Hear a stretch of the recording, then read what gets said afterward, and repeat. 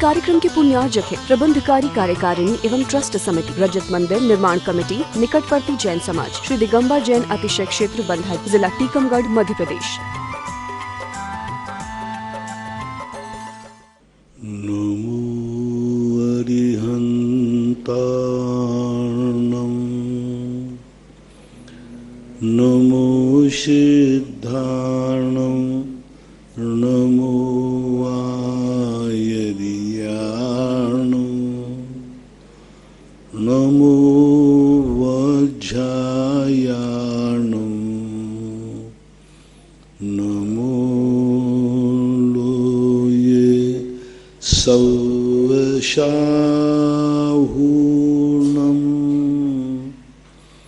पंच परमेष्टि भगवान की जय। आचार्य श्री गुरुवर कुंद कुंद महाराज की जय। आचार्य श्री गुरुवर विद्यासागर महाराज की जय। परम पूजनीय निर्यापक श्रमण पूज्य श्री सुधा सागर जी महाराज की जय। अमर पाटन से राजू जैन शिवरार्थी हैं, पूछते हैं कि पूज्य श्री के चरणों में कोटि नमोस्तु करते हुए महाराज श्री तीनों काल में वंदना की बात आती है, तो क्या अन्य समय में भी कर सकते हैं या नहीं? पूज्यवर वीरसेन स्वामी महाराज ने इस प्रश्न को धवला जी में उठाया है कि वंदना ये 3 बार की जाती है, लेकिन ये अनिवार्य है, इससे अधिक करो तो कोई ऐतराज नहीं है, श्रेष्ठतम श्रेष्ठ ही है। त्रिशला बहन सूरत से पूछती हैं, नमोस्तु गुरुवर, हम अपनी शक्ति के अनुसार दान देते हैं लेकिन हमें संतोष नहीं होता और ज्यादा आनंद भी नहीं आता, तो हम क्या करें? इसलिए तो नहीं आता है कि हमसे दान कम दिया जाए। यदि आप इसमें हैं कि हम बहुत कम दान दे पा रहे हैं, मुझे और अधिक देना चाहिए, तो अच्छा है। और यदि ऐसा लग रहा है कि ये दान दे रहे कहाँ की आफत आ गई, तो दान देते समय क्लेश हो रहा है, तो गड़बड़ है। धर्म कार्य में जितना व्यक्ति अतृप्त रहेगा उतना ही उसके पुण्य की अनुभाग शक्ति बढ़ती है। धर्म कार्य में कभी भी ऐसा भाव नहीं आवे कि मैं बहुत धर्म कर चुका हूँ, अभी मैंने कुछ भी नहीं किया, मैं बहुत त्याग कर चुका हूँ, अभी कुछ भी नहीं किया। ऐसा शास्त्रों में आता है कि जब कुबेर ने समूषण की रचना की तो उसने पूरी ताकत लगा दी, सब कुछ लगा दिया। अंत में लगाने के बाद चारों तरफ उसकी प्रशंसा हुई, चारों तरफ लोगों ने उसकी जगह कि क्या समूषण लगाया है, क्या वैभव लगाया। जब समूषण लगने के बाद भगवान विराजमान भगवान की तरफ देखा तो उसके मन में ग्लानि हुई कि भगवान के सामने मैं कुछ भी नहीं कर पाया। यानी भगवान का तेज देखकर ये समूषण फीका लगने लगा। कहाँ अनंत चतुष्टय के धनी, कहाँ ये जड़ संपदा। तो ऐसी ग्लानि हुई कि सौधर्मेंद्र ने कहा, क्यों, तुम्हारे मन में क्या उदासीनता है, चारों तरफ तुम्हारे समूषण की प्रशंसा हो रही। तो एक ही बात उसने कहा कि मैं जो भगवान के योग्य था वो मैं नहीं कर पाया। यानी कितना भी करो, जैसे एक पापी कितना भी पाप करे वो कभी तृप्त नहीं होता, कितना भी करे वो यही सोचता है कि अभी और करना बाकी है। इसी प्रकार धर्मात्मा जीव के मन में ऐसा भाव आना चाहिए, कितना भी कर ले उसको एक ही भाव आना चाहिए, अभी मैंने कुछ भी नहीं किया। वहाँ आश्चर्य हुआ जब शुद्ध केवली 12वें गुण स्थान में अज्ञान परिचय का परिणति। शुद्ध केवली को अज्ञान परिचय, 6ठे 7वें गुण स्थान में शुद्ध केवली हैं और वे अज्ञान परिचय, जितना ज्ञान था सब हो गया, फिर भी वे कह रहे अभी तो मुझे कुछ भी नहीं प्राप्त हुआ। केवल ज्ञान के सामने शुद्ध केवलीपना भी क्या है, कुछ भी नहीं। तो धर्म कार्यों में हमेशा अपने आप को अतृप्त जैसी अनुभूति हो रही है, तो अभी तुम और धर्म करोगे, अभी तुम्हारे और रास्ते खुलेंगे। नासिक से नीरज काला, नमोस्तु महाराज श्री। इंद्रध्वज महामंडल विधान में अगर हम चांदी की ध्वजा चढ़ाते हैं तो क्या वह निर्माल्य हो जाएगी? क्या उसका दोबारा उपयोग कर सकते हैं? ध्वजा चढ़ाई नहीं जाती, ध्वजा का आरोहण किया जाता है। जिस वस्तु को अपन आरोहित करते हैं वह वस्तु निर्माल की कोटि में नहीं आता। जैसे ध्वजा है, कलश है, छत्र हैं, चमर हैं, ये स्वाहा करके समर्पित नहीं किए जाते, ये स्थापित किए जाते, इसलिए वह निर्माल की कोटि में नहीं आते। पिपराई से कलश जैन, नमोस्तु महाराज जी। महाराज श्री, निद्रा दर्शन मोहिनी कर्म की एक प्रकृति है। दर्शन मोहिनी कर्म घातिया कर्मों में आता है जो कि पाप रूप है, लेकिन महाराज जी नींद तो सभी को अच्छी लगती है और नहीं आने पर उसकी दवाइयां लेते हैं। महाराज जी, सोते हुए कर्म बंध भी कम होता होगा, फिर इसको घातिया कर्मों में क्यों रखा है? घातिया कर्म पाप प्रकृतियां का कैसे, किसको बुरा लगता है? पाप तो सबको अच्छा लगता है। कितने पाप कर्म है अशुभ जो कई लोगों को बहुत अच्छे लगते हैं। घातिया कर्म होकर के भी वह साता वेदनी की उदीर्णा में कारण है। उसका मूल कारण है, आचार्य पूज्यवर ज्ञान सागर महाराज ने लिखा है इस संबंध में कि निद्रा सर्वघाती होकर के भी निद्रा दर्शनावरणी का घात करती है। ज्ञान का आवरण होता है, किसी को अच्छा नहीं लगता। दर्शन का भी आवरण होता है तो सामान्य रूप से अच्छा नहीं लगता, लेकिन निद्रा भी आवरण करती है, लेकिन सबको अच्छी क्यों लगती है? उसका मूल कारण है कि निद्रा साता वेदनी कर्म की उदीर्णा कराती है। स्वयं अपने आप में पाप प्रकृति है, लेकिन जब निद्रा आती है तो वो साता कर्म को उदीर्णा कराने से उस लोगों के लिए कहते हैं कि मुझे नींद आ गया तो रिलैक्स मिल गया, साता मिल गया। तो जो हमें साता दिलाएगी वह चीज़ हमें अच्छी लगती है। कांटा लग जाता है और दूसरा कांटा हम खोजते हैं कि कांटा दूसरा कहाँ है, क्योंकि वो कांटा हमें बहुत प्यारा लगता है। जिस कांटे से कांटा निकालता है, एक कांटे के लगने से असाता वेदनी कर्म की उदीर्णा हुई, दूसरा कांटा जो निकालने वाला है उससे साता कर्म की उदीर्णा होगी, क्योंकि वो कांटा निकाल देगा, हमें साता आ जाएगी। तो मात इसलिए निद्रा कर्मों से हमें साता कर्म की उदीर्णा का निमित्त बनने से निद्रा लोगों को अच्छी लगती है। नहीं आने पर निद्रा को लेने का भाव करते हैं, और निद्रा के लिए मुनियों के लिए भी निद्रा की बात तो कही ही है।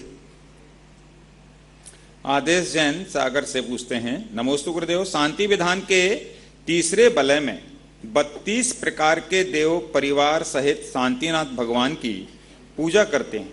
उसमें सूर्य चंद्रमा के ज्योतिष देव भी आते हैं, तो क्या सूर्य चंद्रमा भी आते हैं? समाधान कीजिए।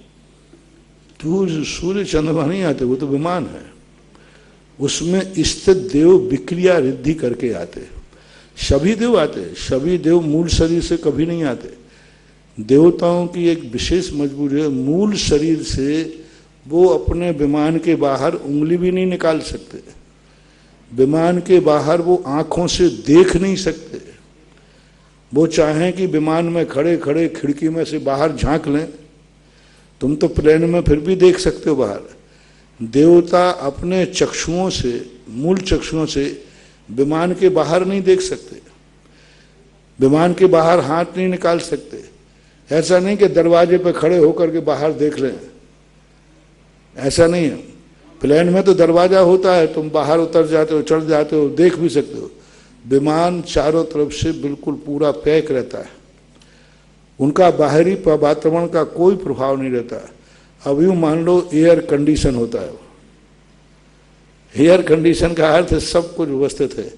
विमान तक ही उनके चक्षु का प्रसार उनके विमान तक ही है, उनके हाथ पैरों का प्रसार उनके विमान के अंदर ही है। बाहर जो कुछ भी करेंगे विक्रिया रिद्धि से करेंगे, अवध ज्ञान से करेंगे आदि, ऐसा मानना है। भोपाल से रमेश चंद जैन, महाराज श्री के चरणों में कोटिसा नमोस्तु। महाराज श्री, कड़वे दिनों और श्राद्ध पक्ष का क्या जैन धर्म में क्या महत्व है? कड़वे दिन, ये श्राद्ध पक्षों का। श्राद्ध पक्षों में जैन दर्शन में इसका कोई उल्लेख नहीं, लेकिन ज्योतिष शास्त्र में इतना जरूर है कि इस पक्ष में जो नक्षत्र हैं उनको अशुभ माना, जैन दर्शन ने भी माना। जावर मध्य प्रदेश से क्योंकि विवेक जैन। भाद्र पक्ष के बाद जो आश्वज के पक्ष है, इस पक्ष को अशुभ माना है सभी आचार्यों ने, लेकिन श्राद्ध नाम नहीं दिया। और 9 जो शुक्ल आने वाला है इसके लिए अच्छा माना है। ऐसा आता है कि नवरात्रा तो बाद में है, अश्विनी है ना, कुमार का अश्विनी वदी एकम सुदी एकम के भरत चक्रवर्ती ने विजय के लिए 9 दिन का उपवास किया। भरतेश वैभव में ऐसा उल्लेख आया। तो वहां पर उन्होंने एकम से बैठकर 9 दिन का उपवास करके 10वीं के दिन उन्होंने विजय प्राप्त करने के लिए निकले, इसलिए जैन दर्शन में वह विजयादशमी है। जैन दर्शन के अनुसार विजयादशमी को रावण का मरण नहीं हुआ। रावण का मरण, विजयादशमी का मूल कारण है भरत चक्रवर्ती ने अश्विन सुदी 10वीं के दिन 6 खंड की विजय प्राप्त करने की शुरुआत की थी। और उसके पहले 9 दिन का उन्होंने उपवास, नवरात्रा नहीं, 9 दिन का उपवास किया था। और 9 दिन के 10वें दिन पारणा की, और पारणा करने के बाद विजय यात्रा की शुरुआत की। इतना उल्लेख जैन आगम में इस अश्विनी पक्ष का मिलता है। जावर मध्य प्रदेश से विवेक जैन, निगोदिया जीव कहाँ पाए जाते हैं महाराज श्री? निगोदिया जीव सर्वत्र पाए जाते, पूरे 3 लोक में कोई भी एक प्रदेश ऐसा नहीं है जहां निगोदिया जीवों का स्थान ना हो। प्रतीक जैन ग्वालियर से, महाराज श्री नमोस्तु। महाराज श्री, मैं सम्मित शकर की पहाड़ की वंदना के लिए गया। 18 साल के नवयुवक लोग डोली में बैठे हुए वंदना कर रहे थे और बीच बीच में नाश्ता का सेवन भी कर रहे थे। उनमें उनको क्या पाप कर्म का उदय था या पुण्य कर्म का उदय था? पुण्य का उदय तो मान सकते हैं, लेकिन बंद निधत्त निकाचित पाप का ही हो रहा है। क्योंकि कोई भी पाप होगा पुण्य कर्म के उदय में ही होता है। जितने संसार के पाप होते हैं, भाव पाप नहीं, क्रिया रूप पाप। भाव पाप तो पाप कर्म के उदय में भी होता है, वचन पाप कर्म के उदय में भी होता है। लेकिन क्रिया रूप जो पाप होता है, चाहे वो हिंसा हो, झूठ हो, चोरी हो, कुशील हो, परिग्रह हो, जितने भी पाप संसार में हैं वो सब पाप कर्म पुण्य कर्म के उदय में होते हैं। बिना कर्म के उदय में वो पाप कर ही नहीं पाएगा। परिणाम कर सकता है लेकिन पाप कर नहीं पाएगा। पुण्य का उदय है तभी कर पाएगा। इसलिए, लेकिन बंध जो है नियम से अशुभ कर्म का ही होता है। आज ही प्रातःकाल हमने प्रवचन पे कहा, दाने दाने को तरसेगा।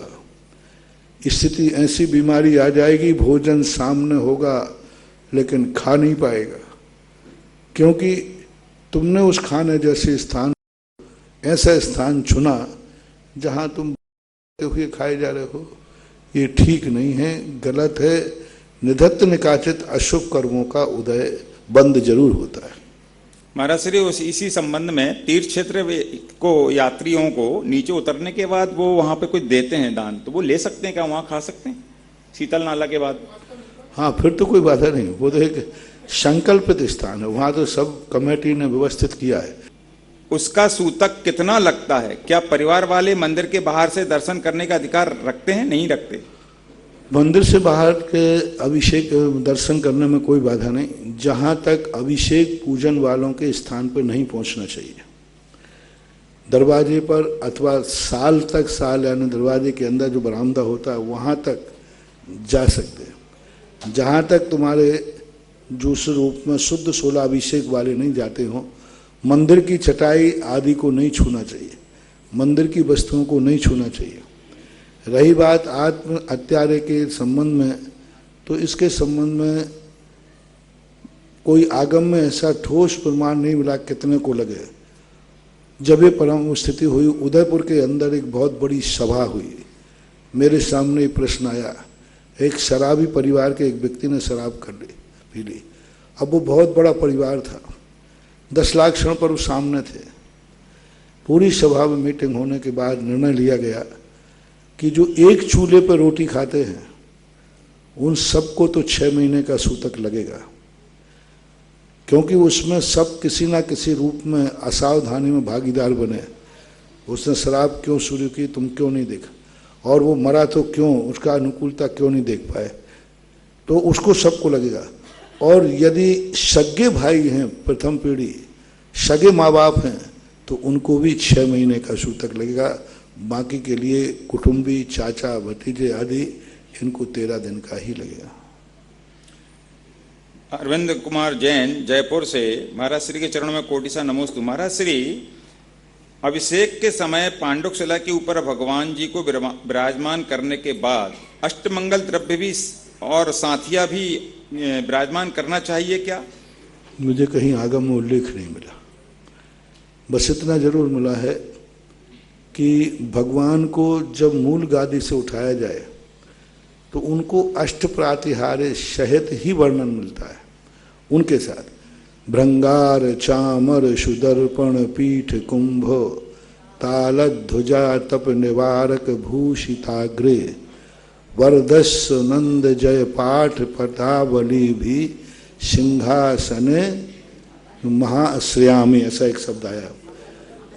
हाँ, तो सिंहासन का आश्रय लेते, तो उस समय मंगल द्रव्यों की उल्लेख किया। भृंगार, चामर, सुदर्पण, पीठ कुंभ, तालध्वजा, तप निवारक, भूषिताग्रे, यानी इनको भूषिताग्रे यानी इनको उन्होंने स्थापित कर लिया है भगवान के आगे। भूषिताग्रे, वरदस्व, नंद जय पाठ, पदावली भी, भगवान की जो जयकार पद है, वर्धस्व, जय हो जय हो जय हो, इस प्रकार के पाठावली का अर्थ होता है निरंतर, एक बार ही जय नहीं, जय हो जय हो जय हो, एक पाठावली, पाठ के रूप में, निरंतरता के रूप में भगवान को सिंहासन के आश्रय करते हैं, सिंहासन पर बैठालते हैं।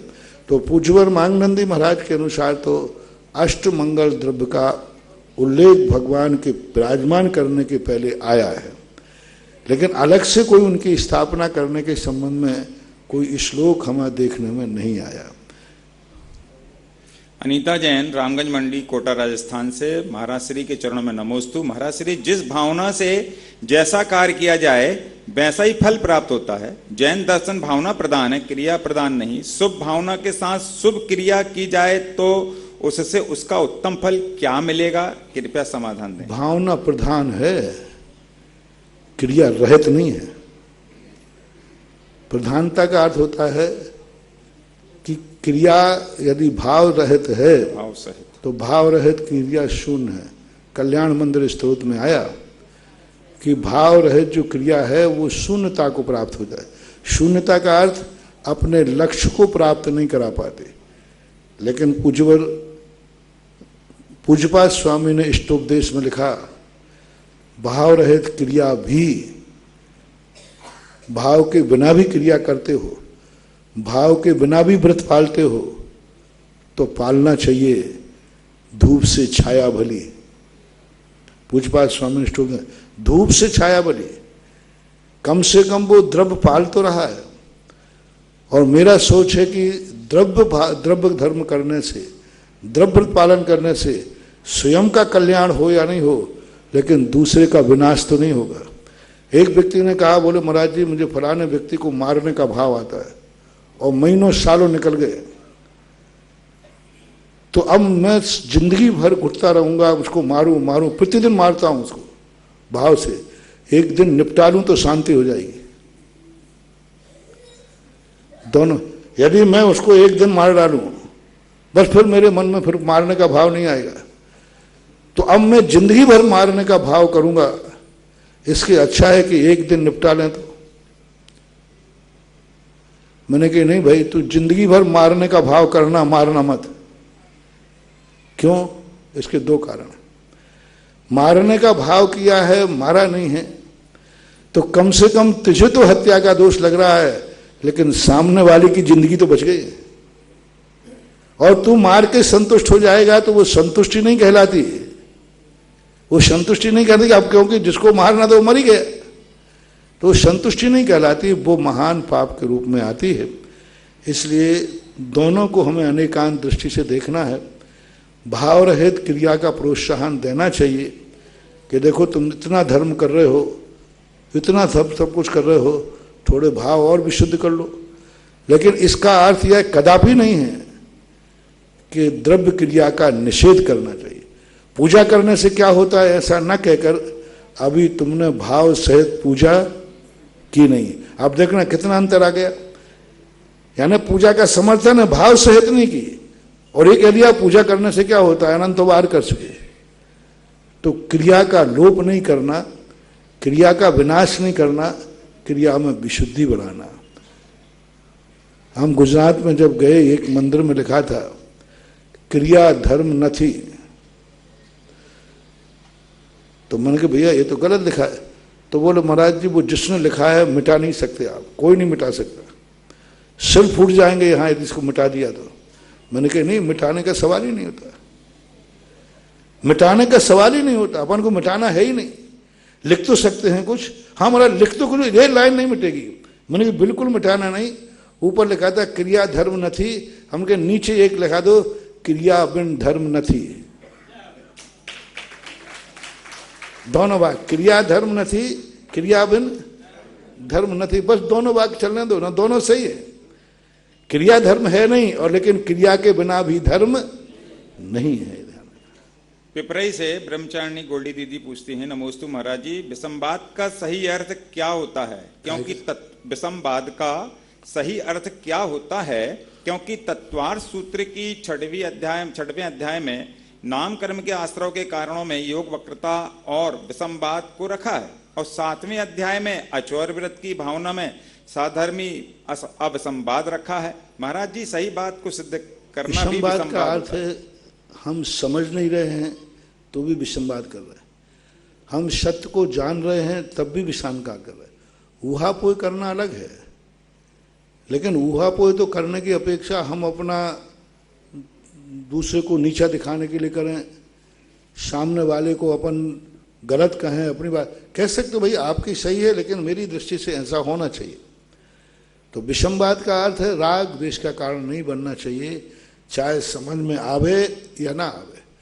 कोई जरूर नहीं कि वक्ता तुम्हें हर चीज समझाई देगा।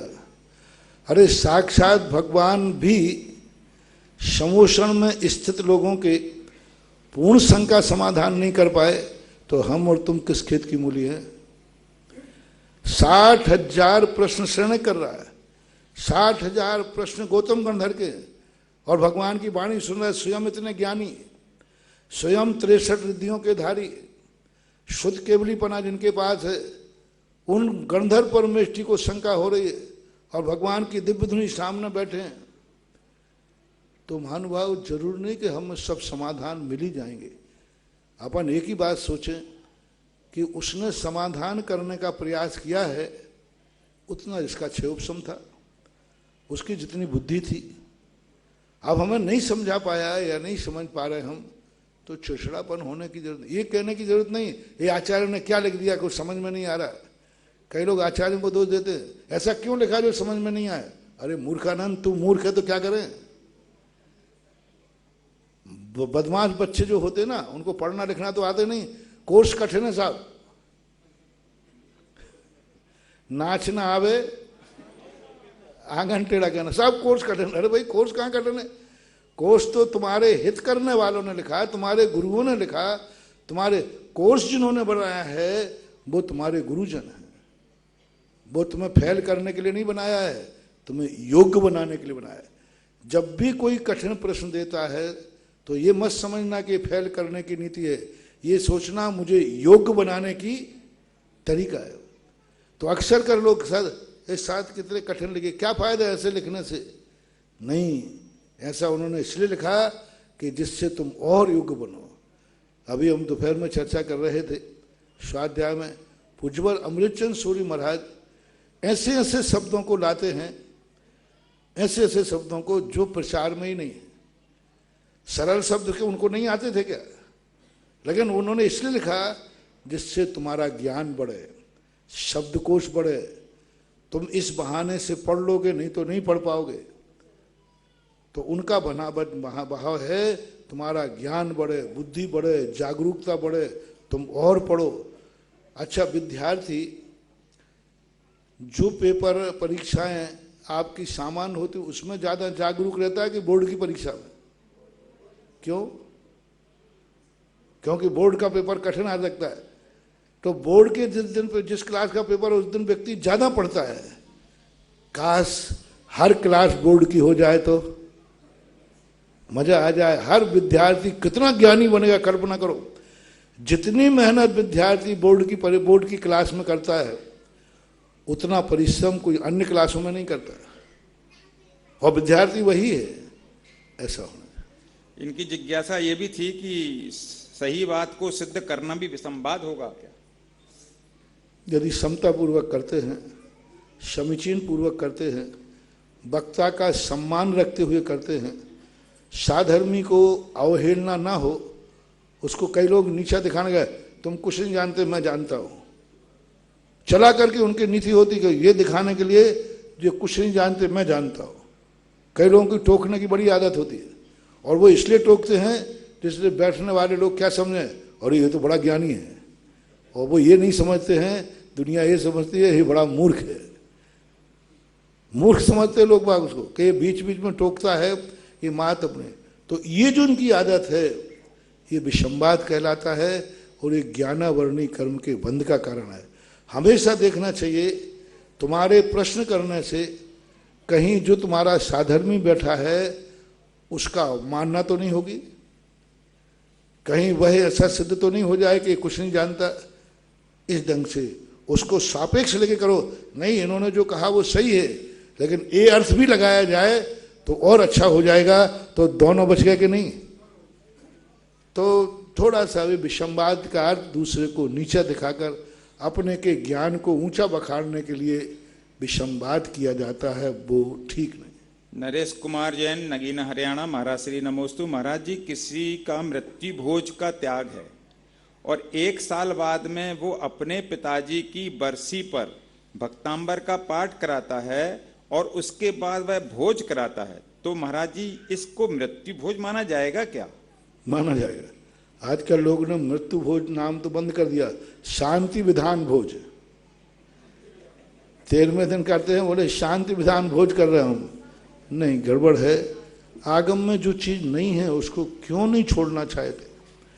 इतने राजा महाराजा लोग मरे, किसी के मरने पर किसी भी आगम में, जैन में, अजैन में, सभी तरफ किसी में मरने के बाद भोज की कोई परंपरा नहीं, कहीं उल्लेख है ही नहीं, कहीं भी नहीं है।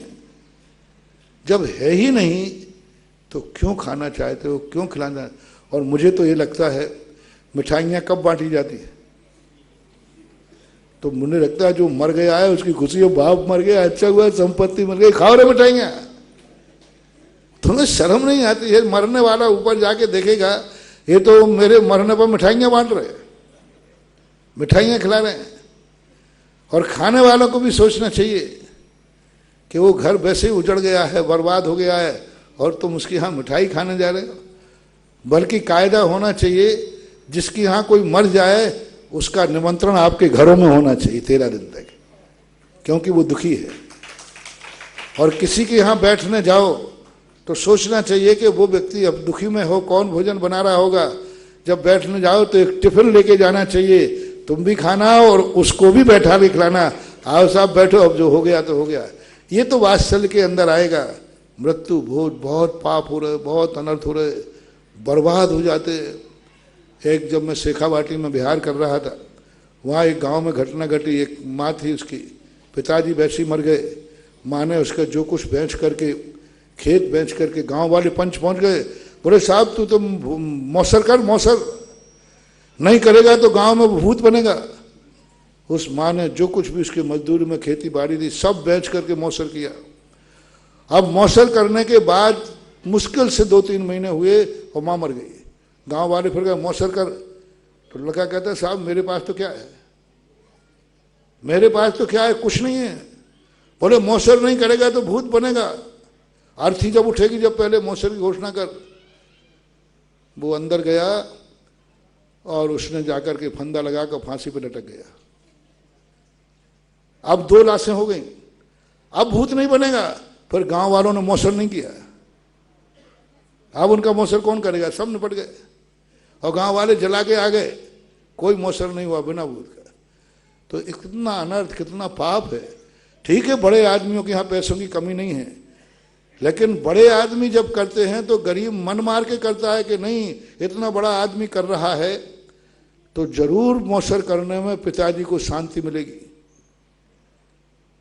बहुत बड़ी, क्योंकि बड़ा आदमी कर रहा है। तो मेरे भी पिताजी थे, इस आड़ में वो कर्जा लेके तो ये बड़े आदमी जो मृत्यु भोज करते हैं अपने बाप का, ये बाप का नहीं कर रहे हैं, ये हत्यारे हैं उन गरीबों का जो गरीब कर्जा लेकर के माँ बाप का मौसर करते हैं। ये पाप बड़े आदमियों को जाएगा, क्योंकि उनकी देखा सीखी इनको करना पड़ता है, क्योंकि बाप तो सबको प्यारा होता है। तो ये मत समझना कि महाराज हमारे पास पैसा है जिनके पास नहीं है, नहीं, तुम्हारी देखी कितने गरीब। अब वो बालक की जो मरा हत्या, इसका हत्या का दोष किसको जाएगा? जो मृत्यु भोज करते हैं, करवाते हैं और मृत्यु भोज में जाते हैं। सुनील जैन जयपुर से पूछ हाँ, रहे हैं। भक्तामर विधान में भी यही शांति विधान भक्तामर विधान करके भोज करते हैं, गलत है। मृत्यु के निमित्त से कोई विधान पूजन करने के बाद भोज करना मृत्यु भोज के अंतर्गत ही आता है। नमोस्तु महाराज जी, गर्भवती महिला को प्रथम माह में कौन सा शास्त्र पढ़ना चाहिए? अब इसके लिए पूज्यवर जिनसेन स्वामी ने महापुराण में गर्भान्वय क्रियाओं का वर्णन किया है, तो आदि पुराण की गर्भान्वय क्रियाओं को पढ़ना चाहिए, अच्छा वर्णन है। नमोस्तु नमोस्तु नमोस्तु। महाराज श्री जिज्ञासा है, कहते हैं कि मंदिर जी में बीम के नीचे नहीं बैठना चाहिए, किंतु कभी जब मंदिर जी में कार्यक्रम होते हैं तब जगह न होने से बीम के नीचे बैठना पड़ता है। मंदिर जी में कार्यक्रम होते हैं तो बीम के नीचे बैठते हैं तो क्या करूं? मजबूरी बस बैठना पड़ता है। तो इस ये सब लोग देखो बीम के नीचे बैठे हैं। इसका क्या? अब ठीक है, जहाँ जब जैसी व्यवस्था हो, सामान्य प्रवचन आदि के सुनने की बात अलग है, नहीं बैठना चाहिए कायदा से, लेकिन अब जगह भी वही है और कई सारी जगह हाउसफुल है तो ठीक है, लेकिन विशेष अनुष्ठान आदि करते हैं, नित्य नियम पूजन पाठ करते हैं तो बीम के नीचे बैठना उचित नहीं है। इससे अपने मस्तिष्क का जो गुरुत्वाकर्षण है वो नकारात्मक होता है, इसके बहुत दुष्प्रभाव। सोते समय यदि सिर के ऊपर बीम पड़ता है तो कुछ दिनों के बाद वो मस्तिष्क का बीमार जरूर हो जाएगा यदि इस प्रकार का, तो उसके लिए या तो हट जाना चाहिए या फॉल्स सीलिंग करा देना चाहिए, बचने का यही उपाय है। मेरे व मेरे परिवार के आराध्य गुरु को बारंबार नमोस्तु। महाराज जी, अभी जो नवरात्र पर्व चालू हो रहे हैं, इसके अंदर जो आजकल युवक युवती डांडिया गरबा वगैरह करते हैं, तो जैनागम में देखो कोई भी पर्व है, हर संप्रदाय के पर्व अपने अपने हिसाब से होते हैं। मैं किसी दूसरे संप्रदाय का निषेध नहीं कर सकता क्योंकि उनके यहाँ नवरात्रा का विधान है, लेकिन इसका अर्थ ही नहीं है कि सभी लोग उसको मनाएं। जैन दर्शन में अष्टानिका आती है, उन अष्टानिकाओं का अनुकरण तो अन्य दर्शन वाले नहीं करते। कोई भी दुनिया का दर्शन अष्टानिका नहीं मानता, दशलाक्षण पर्व नहीं मानते, मात्र जैन ही मानते। जब जैन धर्म के जो पर्व हैं उनको दुनिया का कोई व्यक्ति नहीं मानता, तो अन्य संप्रदायों के पर्व हैं वो जैनी क्यों मानते हैं? इसमें बुरा मानने की जरूरत नहीं। किसी का से आपके दशलाक्षण पर्व हैं, अन्य धर्म नहीं मानते, जैनी मानते, ठीक है, हमें कोई बुरा नहीं लगना चाहिए। तो नवरात्रा जैनियों में कहीं है ही नहीं। पूरे जैनागम के अंदर किसी भी शास्त्र में नवरात्रा का कहीं उल्लेख ही नहीं है, किसी रूप में उल्लेख नहीं है। कहीं भी ऐसा उल्लेख नहीं किया गया कि जिसमें हम कह सकें कि नवरात्रा इस रूप में मानी जा सकती है। ना तो शरणान योग में, ना प्रतिष्ठा पाठों में, ना पूजन पाठ में। जो महत भरतेश वैभवकार रत्नाकर कवि ने लिखा, उन्होंने भी नवरात्रा शब्द का प्रयोग नहीं किया। उन्होंने 9 दिन के उपवास किए। हेडिंग संपादन करने वाले ने नवरात्रा डाल दिया क्योंकि संपादन बाद में हुआ है, लेकिन जो अंदर उसका विषय वस्तु है वो 9 दिवस तक उन्होंने निरंतर उपवास किए, लेकिन कोई देवी की आराधना की हो ऐसा कुछ नहीं लिखा। तो जैन आगम के अनुसार आजकल इसमें साधु संत दिगंबर जैन साधु भी बहुत सलीक हो रहा, खूब डांडिया सिखाते और श्रावकों में खूब मंदिरों में होने लगा। अब नवरात्रा तो उनके यहाँ था, जैनियों ने उसे पद्मावती की रात्रा मना ली। पद्मावती के लिए कारण पद्मावती के मंदिरों में 9 दिन तक खूब जम के भीड़ चलेगी। अरे तुम्हें यही ज्ञान नहीं है कि नवरात्रा किसका होता है, नवरात्रा किस में होती है, कौन करता है, कौन है, लेकिन बस वो तो चल रहा है भीड़ या दसान जैसे। तो जैन दर्शन के अंदर इसका कोई उल्लेख नहीं है। जैन दर्शन के अनुसार ये बिल्कुल मान्यता प्राप्त नहीं है, और अन्य दर्शन में है उसके लिए हम रोक नहीं सकते। अन्य मतावलंबियों के लिए हम कोई आक्षेप नहीं दे सकते, क्योंकि उनके यहाँ बराबर नवरात्रा का वर्णन है, उनकी देवी की स्थापना है और उसका बाकायदा अनुष्ठान है। पर ये अपने अपने धर्म और अपने अपने मत की बातें हैं। सबको अपने अपने जो कुल धर्म है उस धर्म के अनुसार ही चलना चाहिए, और आराध्य धर्म की अपेक्षा जब सत्यता की बात आ जाए तो फिर सत्य का निर्णय भी करना चाहिए। तीर्थोद्धारक वर्तमान के संबंध निर्यापकाचार मुनि पुंगव 108 सुधा सागर जी महाराज के चरणों में समस्त बिलासपुर जैन समाज, मेरे समस्त परिवार और मेरा कोटिशः नमन, कोटिशः नमन, कोटिशः नमन। हे गुरुवर, मेरी जिज्ञासा है कि किन कर्मों का उदय रहता है जिससे जैन कुल पाकर, श्रेष्ठ जैन धर्म पाकर भी और जैन मंदिर की उपलब्धता एवं निकटता होने पर भी लोगों के भाव मंदिर जाने की नहीं होते, और कुछ लोग मंदिर जाते हैं परंतु अभिषेक और पूजन के भाव नहीं होते। कृपया जिज्ञासा का समाधान करें। इसके लिए हमारे यहाँ 2 ही कर्म बताए हैं। दर्शन मोहिनी कर्म का उदय। जब व्यक्ति के मिथ्यात्व कर्म का उदय होता है तो उसको सद धर्म सद आयतन नहीं सुहाते। तो मोहिनी कर्म के उदय से ही व्यक्ति इस प्रकार की गाफिलता में आ जाता है कि जैन कुल में जन्म लेकर के भी उसे नहीं सुहाते। मारीच की प्रवृत्ति जैसे होते कि उसके लिए दर्शन मोहिनी मर का मुदत मिथ्यात्व इतना निगाचित था कि घर में तीर्थंकर हुए और भगवान का समोषण था, लेकिन उसको जाने के भाव नहीं होते हैं। तो ऐसा मानना चाहिए। मेरा और मेरे परिवार की ओर से आपके श्री चरणों में बारंबार नमोस्तु नमोस्तु नमोस्तु। निश्चय हमने मतलब ये स्वाध्याय के अंदर पढ़ा कि पंचम काल के अंत तक मुनि जब आहार के लिए निकलेंगे तो वहां का राजा उससे टैक्स लेगा, तो टैक्स के रूप में जो आहार चर्या करेंगे उसके अंदर से उनके ग्रास उठा लिया जाएगा और मुनिश्री वो अंतराय पाल के बैठ जाएंगे। लेकिन वर्तमान में अभी वर्तमान में बहुत से मुनि, बहुत से साधु अपने अंजुलि से ग्रास देते हैं श्रावकों को। तो महाराज जी ये कहाँ तक उचित है और क्या ये लेना चाहिए श्रावकों को? दोष है, सरलता अनुचित है। मुनिराज को ऐसा करना ठीक नहीं और गृहस्थों को भी ऐसा करना ठीक नहीं। उच्छिष्ट कोई भी वस्तु है अभक्ष की कोटि में आता है, वो किसी की भी झूठी क्यों ना हो। किसी की भी झूठी वस्तु जैन आगम में अभक्ष का ही है। मुनिराज की अंजलि का आहार भी उनकी अंजलि में पहुंचने के बाद दूसरा व्यक्ति नहीं ले सकता। महाराज देते हैं वो गलत है, जो लेते हैं उनकी तो दरिद्रता आना ही है। दूसरे का झूठा भोजन करना अपने आप में दरिद्रता का निमंत्रण है, दरिद्रता का निमंत्रण। तो चाहे वो बड़े भगवान के ही चढ़ाया हुआ नहीं खाते, तो महाराज की अंजलि में पहुंचने के बाद वो आहार तुम्हारे लिए अनुपसेव्य है। अंजलि में पहुंचा, आपकी थाली में है वो नहीं, थाली में है वो तो आपका है। अंजलि में पहुंचने के बाद वह भोजन किसी भी रूप में आप लोगों के लिए निर्माल के समान त्याज्य है, क्योंकि वो तुम दे चुके हो। जैसे आप निर्माल दे चुके हैं, इसी प्रकार से वह वस्तु दे चुके हो। हमारे यहाँ निर्माल के 2 रूप हैं, एक समर्पण की जाती है और एक उपयोग के लिए दी जाती है। हमारे द्वारा कोई भी वस्तु दी गई है वो सब पुनः ग्रहण करना या साधर्मी ग्रहण करे तो भी निर्माल है। जैसे आपने कोई वस्तु मंदिर में समाप्त की तो दूसरा तो खा ले सकता है ना, नहीं, उसके लिए भी निर्माल है। तो साधु की अंजलि में गया हुआ आहार निर्माल की कोटि में आएगा, एक दोष। अभक्ष की कोटि में आएगा, दूसरा दोष। और साधु से महान आत्माओं को दिया जाता है, उनके हाथ से लिया नहीं जाता है, और वो भी उनके हाथ का दिया हुआ है। तो ऐसे कभी भी नहीं करना चाहिए।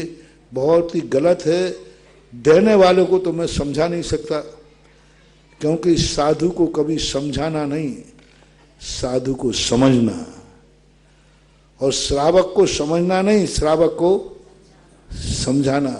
तो श्रावकों से मेरा कहना है कि महाराज देवें भी तो कहना महाराज अभी हमारे ऐसे बुरे दिन नहीं आए हैं कि आपकी अंजलि में से मैं लूं, अभी तो इतना पुण्य है कि आपकी अंजलि में भी मैं और ग्रास रख सकता हूं। अच्छी परंपरा नहीं है, बिल्कुल गंदी परंपरा। गुरुदेव परसों आपने ये बताया था जिज्ञासा समाधान के अंदर कि मंदिर के धोती दुपट्टे नहीं पहनना चाहिए। महाराज जी हम नगर में रहते हैं तो अपने घर से ही पहन के जाते हैं, लेकिन जब क्षेत्रों पे आते हैं तो उस समय कैसे? ये व्यवस्था है जी, कायदा से यहां भी लाना चाहिए, कायदा से। जैनी की अटैची वह है, गुमने के बाद जब पुलिस खोले तो उसमें अष्टद्रव्य और धोती दुपट्टा निकलना चाहिए, वो जैनी की नहीं। मैं कितने बार कह चुका हूं कि जैसे आप लोग 100 कपड़े 10 कपड़े रखते हैं, एक अटैची में एक धोती दुपट्टा पड़ा रहने दो, अष्टद्रव्य पड़ी रहने दो। कहीं भी जाओ, क्या पता रास्ते में चलते चलते गाड़ी में मुनिराज मिल गए तो खाली हाथ करोगे क्या? तो पुंज पड़ा रहने दो, हमेशा पुंज पड़ा रहे। यदि आपकी अटैची में सदा अष्टद्रव्य पड़ा है तो आपको 24 घंटे निरंतर अष्टद्रव्य से पूजा का पुण्य लग रहा है। आपका धोती दुपट्टा पड़ा है और आपको अभिषेक भी नहीं मिला, लेकिन आपका संकल्प क्या है? ये होना ही चाहिए। कहीं जाओ सबसे पहले, जैसे आप लोग पूछे फलाना कपड़ा रख दिया कि नहीं, फलाना, उसी प्रकार पूछना चाहिए कि अभिषेक करने का धोती दुपट्टा रखा कि नहीं, अष्टद्रव्य रखा कि नहीं। ये होना ही चाहिए, नियम होना चाहिए। घर से बाहर निकलेंगे अपने पास 2 चीजें सदा रखना, अष्टद्रव्य और धोती दुपट्टा। अब वो तो मैं कह नहीं सकता कि एक छन्ना और लोटा और डोर और रखना, वो जमाना तो गया, लेकिन कम से कम ये और पहले, हाँ सामान में लोटा डोर और छन्ना, हाँ लोटा डोर छन्ना कुंवर कलेवा भन्ना, ऐसा कुछ आता है। यानी अंटी में भन्ना है ना फुट का रेज की, और लोटा डोर छन्ना ये होना चाहिए, ऐसी बुंदेलखंडी कहावत है। लेकिन ये होना चाहिए महानुभाव, अपना धोती दुपट्टा स्वयं लेके जाओ। फिर भी कुछ कदाचित तीर्थ क्षेत्रों में व्यवस्थाएं होती हैं, तो अब ये मजबूरी मानना चाहिए, मार्ग नहीं है, अपवाद मार्ग है। महाराज श्री के चरणों में नमोस्तु नमोस्तु नमोस्तु। महाराज श्री मेरा प्रश्न है कि हम पाठशाला में पढ़ते हैं प्रतिदिन रविवार को मंदिर में पूजन करवाई जाती है, कभी कुछ बच्चे आने में लेट हो जाते हैं तो उनको पूजन बीच में ही शुरू करना चाहिए या शुरू से? जो लेट हो जाते हैं उनको बीच में से पूजन चालू करनी चाहिए कि शुरू से करनी चाहिए? उनको कायदा से पीछे बैठकर चुपचाप शुरू से पूजन करना चाहिए, लेकिन नहीं आती है तो बीच में भी शामिल होने में बच्चों को कोई बाधा नहीं। राजेंद्र जी हरसोरा कोटा और इनके पश्चात सविता जैन सागर तैयार है। पूज्य गुरुवर के चरणों में मेरा और मेरे परिवार का बारंबार नमोस्तु नमोस्तु नमोस्तु। गुरुवर मेरी जिज्ञासा यह है कि जैसे आजकल हमारे यहाँ शांतिधारा में जैसे प्रतिदिन शांतिधारा की बोली लगती है, और उसमें क्या है कि किसी किसी दिन ऐसा भी होता है कि कोई बोलीदाता नहीं होता है, तो किसी श्रेष्ठ के द्वारा अगर उसमें ये मिनिमम अमाउंट सेट कर दिया जाता है कि भाई इतने की बोली तो कोई की भी नहीं होगी तो मेरी होगी, तो उसमें उस श्रेष्ठ को पुण्य लाभ मिलेगा नहीं मिलेगा, ये मेरी जिज्ञासा है। बहुत पुण्य लाभ मिलेगा।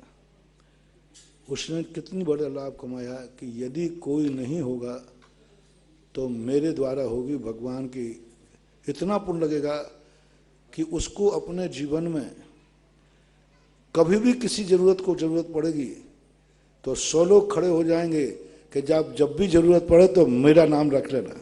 ये हो। जब भी कोई, हर व्यक्ति कहेगा कि भाई देखो भाई कोई घबराना नहीं, जब भी जरूरत पड़े मैं तो हूं। दूसरा कहेगा साहब मुझे भी ध्यान रखना, मैं भी सहयोग करना चाहता हूं। कई लोग ऐसे होते हैं कि कोई एक समस्या आती है 10 लोग सहयोग करने खड़े हो जाते हैं, और कई लोग को होता है कि एक समस्या आ जाए तो अपना भी कन्नी काट जाता है। तो ये जो पुण्यबंध है ये ऐसा महान पुण्यबंध होता है कि दुनिया में जब तुम्हें किसी जरूरत को पड़ेगी उस समय कर्म ऐसा बंधेगा कि 10 लोग कहेंगे कि कोई चिंता नहीं करो, इसके लिए हम आपके लिए सब कुछ करने को तैयार है। बहुत वंदना। नमोस्तु महाराज। सविता जी जैन सागर, इनके पश्चात मांगीलाल जी जैन खांदुल कॉलोनी तैयार। महाराज जी, आप व्रत करना और नल का पानी नहीं, कुआं का पानी नहीं हो और बोरिंग का, तो नल का चल जाएगा। व्रत करना हो तो बोरिंग का पानी चल सकता है क्या? कुएं का पानी नहीं? मैं इस संबंध में बोलूंगा नहीं, मैं मना करूंगा नहीं और हाँ कहूंगा नहीं, क्योंकि हाँ करने पर जितने लोग बिलछानी जीव मरेंगे वो शेयर मेरे खाते आएगा, और मना करने पर इसलिए नहीं करूंगा, कम से कम कुछ कर तो रहे हो। इसलिए कुछ बातें ऐसी हैं जो आपकी समस्याओं को खुद ही निपटाना चाहिए। हम उसमें क्लीन चिट देकर के दोष के भागीदार नहीं बन सकते, क्योंकि जिसमें बिलछानी नहीं हो सकती, हमारे यहाँ पानी छानने का महत्व नहीं है, हमारे यहाँ बिलछानी का महत्व है। पानी छाना इसलिए जाता है कि बिलछानी उन जीवों को वहाँ पहुँचाया जा सके। अब जिसमें बिलछानी की स्थिति नहीं बनती उसके लिए मैं कुछ कह नहीं सकता। ठीक है, आजकल मंदिरों में भी ऐसी स्थिति बन गई, कुएं है ही नहीं, कुएं इतने गहरे पहुंच गए, कुएं अशुद्ध हो गए, क्योंकि सेप्टिक टैंक इतने बन गए कि कुओं की सुरक्षा करना आजकल बहुत कठिन है, सीपेज हो जाता है। तो अब स्थितियाँ तो विचारनी हैं, मजबूरियाँ हैं, इसको आप खुद सुलटाएं, खुद विचार करें। मांगीलाल जी जैन खांदू कॉलोनी, उनके पश्चात ब्रह्मचारिणी सविता दीदी तैयार है। प्रातः स्मरणीय मेरे गुरुदेव, मेरे भगवान को खांदू कॉलोनी की तरफ से बारंबार नमोस्तु नमोस्तु नमोस्तु। वो नहीं, ये शांति धारा के बाद जो अपन बोलते हैं न, ओम ह्रीम श्रीम क्लीम रस्या अनादि विद्या नमोरिंद, उसकी माला भी गिन सकते हैं क्या? गिन सकते हैं, बहुत अच्छा मंत्र है। नमोकार मंत्र के बाद सबसे प्राचीन मंत्र है जो शांति धारा में लिखा हुआ है, माला फेरी जा सकती है। ब्रह्मचारिणी सविता दीदी, उनके पश्चात महेंद्र जी कांसल उपाध्यक्ष तैयार। परम पूज्य निर्यापक श्रमण के चरणों में कोटिशाह नमन। मुनिश्री, आज आपके सुबह की प्रवचन बहुत ही अच्छे ढंग से आपने जो वास्तु व्यवस्था बताई कि वास्तव में कितनी मर्यादा, कहाँ कौन सा कार्य करना चाहिए, इस क्षेत्र के बारे में जो आपने जानकारी दी, बहुत ही सुंदर जानकारी दी। लेकिन जैसे कहाँ क्या करना चाहिए, क्षेत्र ऐसी काल संबंधी कब करना चाहिए, ये भी आपने विषय लिया था। लेकिन मेरा प्रश्न है कि जितना वास्तु इतनी व्यवस्थित है, क्या ऐसी ज्योतिष भी व्यवस्थित नहीं है? जैसे मान लो शादियां करते हैं लोग, तो जो शादी में कुंडली मिलान करते, कई लोग नहीं भी करते हैं, कई लोग कहते हैं नहीं मिली तो नहीं सही, हमें तो जैसा करना है वैसा करना है। तो क्या इसमें कुछ दोष लगता है और करना चाहिए कि नहीं करना चाहिए? ज्योतिष एक जैनागम का अकाट सिद्धांत है। जो ज्योतिष की अवहेलना कर रहा है वो उद्दंड है, वो रावण जैसा अहंकारी है, उसका एक दिन पतन होगा ही होगा। पूज्यवर जिनसेन स्वामी ने महापुराण में लिखा, जो आचार्य शुभ आदि मुहूर्त देखे बिना दीक्षा देता है वो एक मुनिव्रत के जीवन को बर्बाद करने का भागीदार है। अनंत संसारी कहा उसने, पापी शब्द का प्रयोग किया उन्होंने, तो पापी शब्द का, वो आचार्य महापापी है जो दीक्षा आदि देख करके शुभ आदि तिथि पे नहीं देखता, विचार नहीं करता और ये नहीं सोच पाता कि भाई किस प्रकार का व्यक्ति है। तो उस समय पहले मैं भी इसको ज्यादा महत्व नहीं देता था, लेकिन जब पूज्यवर ने ये बात कही जिनसेन स्वामी ने कि नहीं, सवाल उसकी जिंदगी का है, द्रव्य भी शुभ हो, क्षेत्र भी शुभ हो और काल भी शुभ हो। जैनागम के अनुसार यह बात के संबंध में प्रथमान युग में बहुत सारे उदाहरण ऐसे मिलते हैं जिनमें शुभ लगन आदि के लिए प्रयोग किया। इस कार्यक्रम के पुण्यार्जक है प्रबंधकारी कार्यकारिणी एवं ट्रस्ट समिति, रजत मंदिर निर्माण कमेटी, निकटवर्ती जैन समाज, श्री दिगंबर जैन अतिशय क्षेत्र बंधर, जिला टीकमगढ़, मध्य प्रदेश।